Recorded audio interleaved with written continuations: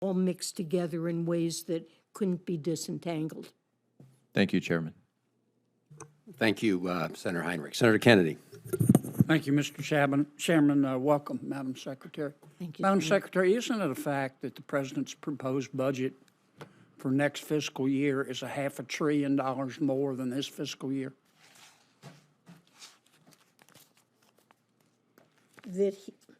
On the spending side? Yes. That's what a budget is. Yeah. It is about $400 billion. It's about $500 billion more, right? It's about what? $500 billion more, right? About that.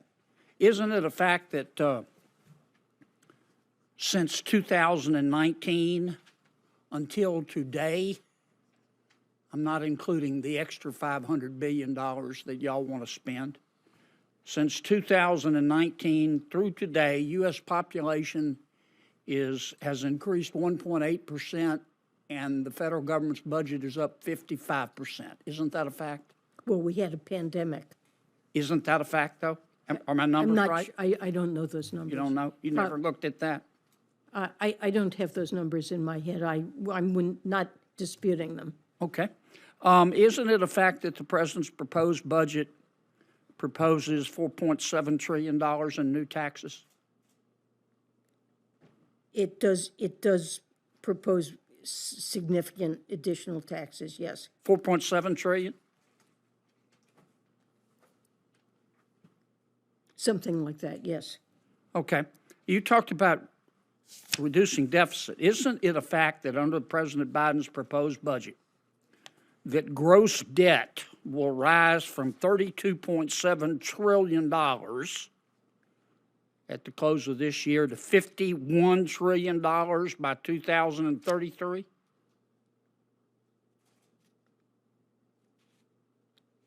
I'm sorry, what number did you give me for?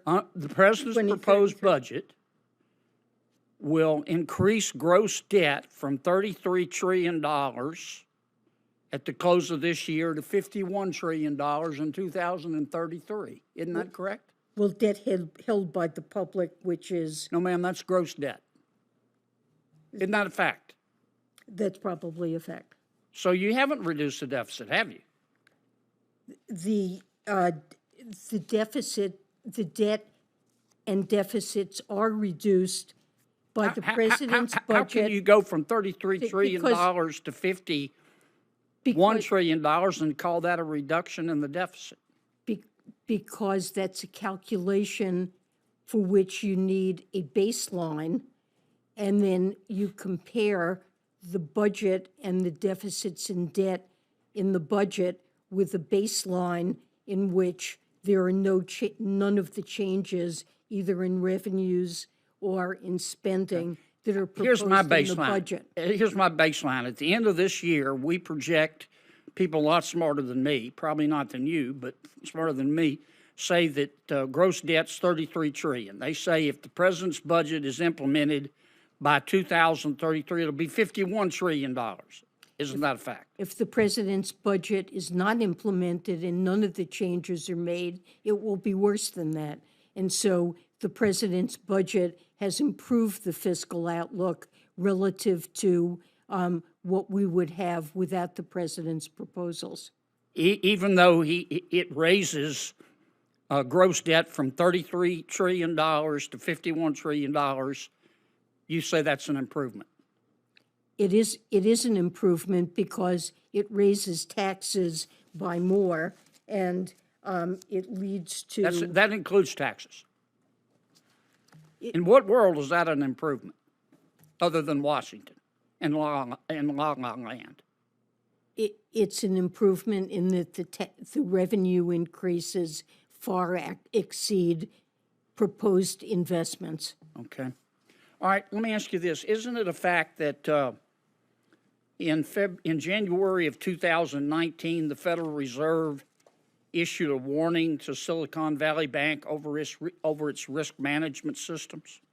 I have no idea. I'm not responsible in any way But the you're in charge of the supervision. banking bailouts and the crisis, right? I am not involved in banking supervision, and I don't have access to any information about the supervision of Silicon Valley Bank. Okay, so you don't know whether or not the Fed, you haven't looked to see whether or not the Fed issued a warning, 4 years ago to the bank over its risk management systems? That's not public information, and it's not Sure it is. It's in the Wall information. Street Journal. Well, it may be in the Wall Street Journal, but it's not public information, and it's not information that I have access to. Well, I'll give you a copy of this article. I've read the article, but The Fed issued a matter requiring attention. And it said your risk management practices are terrible and you need to improve them.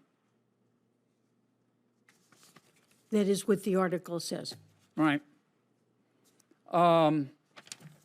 Isn't it a fact that months before SVB went under, that the bank disclosed that its mark-to-market value of its bonds was $16 billion less than their balance sheet value? They did make such a statement. Did the people at the Federal Reserve just not read it? I'm not at the Federal Reserve. I know. I was at the Federal Reserve. But you're at the Treasury, and you're in charge of the banking crisis. Let me ask you. I am not in charge of the supervision of the bank. Let me ask you this. Senator Heinrich talked about the 2018 amendments to the Dodd-Frank Act. Isn't it a fact? Now, SVB was not stress tested in 2022. 34 banks were. Here's the Fed's report. Isn't it a fact that if SVB had been stress tested, it would have passed? Stress tests look at capital of a bank. Here's the yes, ma'am, under the stress test. Isn't it a fact that SVB would have passed? I don't know. It wasn't stress You tested. need to look into that, Madam Secretary. This is not my job. This is the Federal Reserve's job. Okay, isn't it a fact that when the Federal Reserve stress tested in 2022, it only stress tested credit risk, it didn't stress test duration risk? Isn't that a fact?